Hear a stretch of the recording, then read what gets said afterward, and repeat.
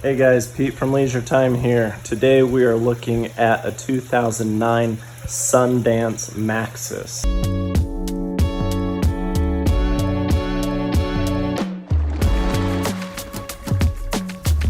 Here's the top side. On the inside you'll find the model, serial number, and date of manufacture on the tag on top of the control box. So the customer was saying that when you push the Jets button, it's not doing anything, or one of them is humming. So we'll push the first one, you can kind of hear it humming down there. Second one, it turns on, or at least it's showing it's turning on, but nothing's happening. Push it again, the other pump turns on.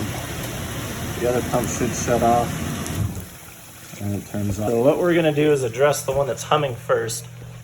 And what I've done is open up the panel here. I've just by way of listening or putting my hand on top of the motor and then pushing the button, I've figured out which pump is the one that's making the humming sound, and it's this one right here in front.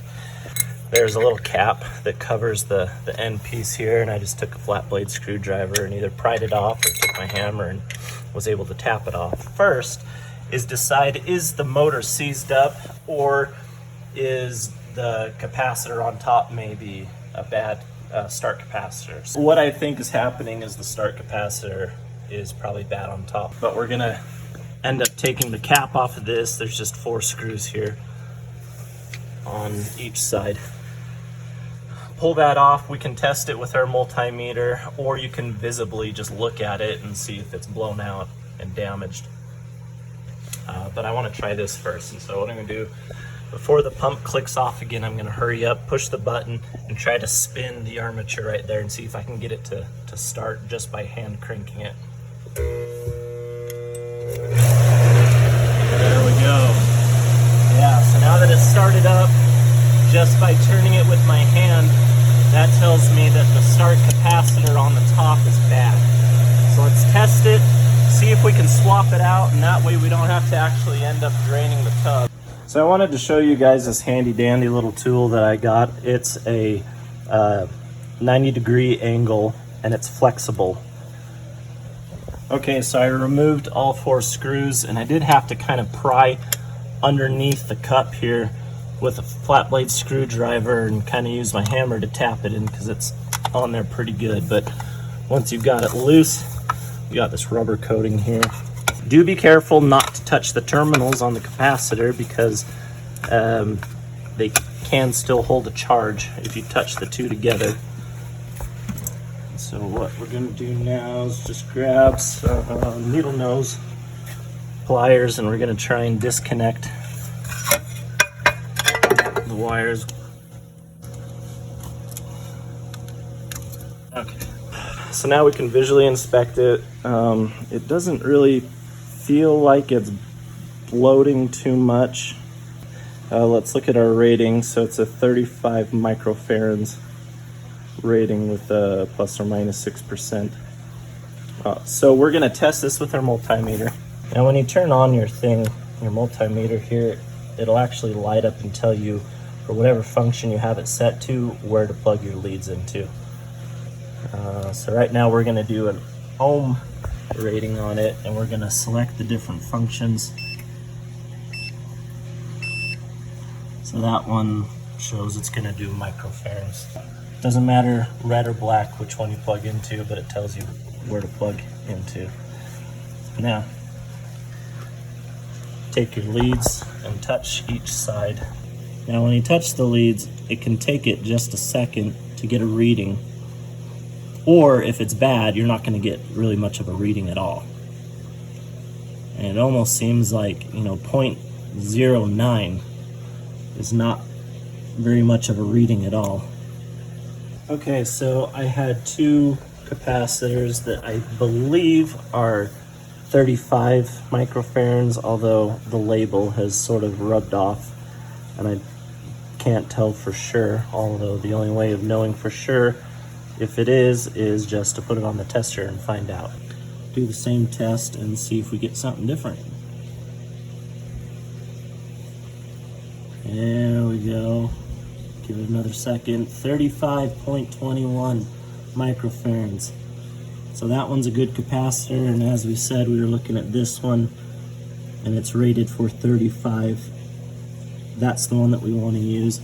I brought that other one. Let's just double check that one as well. 35.18, 22. So that one's a good one too. We can use that one. And if you compare these two that I brought from my van to the old one, and maybe it's hard to see on the camera, but on the very top here, it does look a little bloated. When we pulled the old one out, and I said it can look kind of bloated if it's bad, and just by looking at it on the camera, it doesn't really look that bloated. But if we go like this and you set this, this is the good one that I had, set it down on a flat surface, and it just, you know, sits straight. I take this one, set it down on the flat surface, and you can see how much it's wobbling. Really easy. Let's try plugging it into our wires, turn the pump on, and see what happens. I'm just gonna let that dangle for a minute while I turn it on and test. There we go. Now it works just fine. The next thing we'll do is take a look at this other pump here and see why it's not turning on. I can hear it clicking on the circuit board, but nothing's happening. That's the other pump turns on. So you can hear it click, but it's not turning on. So we'll see what's going on there. Okay, so I kind of accidentally fixed it off camera just by, I wanted to run through things before I showed you guys it, and I fixed it. But I wanted to show you how I did it. So by pushing the buttons on top, I could determine which relay on the circuit board was controlling the pump. And by doing that, I just kind of listened to it, see where it was coming from, and then I just set my finger on it, and then I hit the button, and I could feel on the inside of that relay that it's clicking. So this big one off to the side is the one that turned on that pump. So what I did next is follow each one of these wires back to wherever it plugs into on the circuit board. I determined which ones were the incoming power straight from the terminal block down here, which ones were going to the jet pump, whatever you would call that, just the connectors here for all the jet pumps. And it kind of pigtails off of that over to this relay on the side. And then which wires were actually going down to the wire that goes to the pump itself. And I used my AC tester, tested each terminal while clicking the button on the top, and I determined that it was getting voltage. However, it was only getting half the voltage it needed. So then I traced back to testing each one of the fuses that are on the board.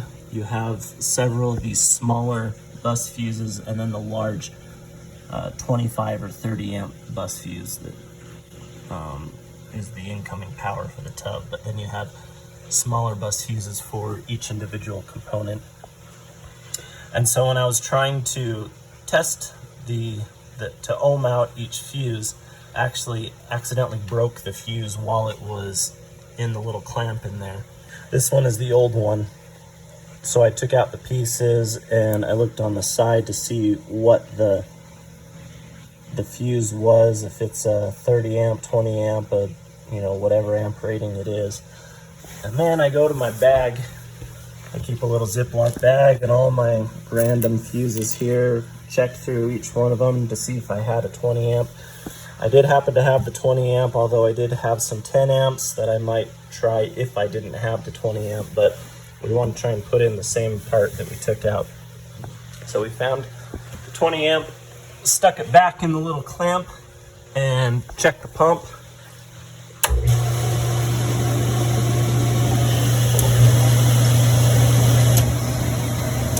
And all those are turning on and off like they should.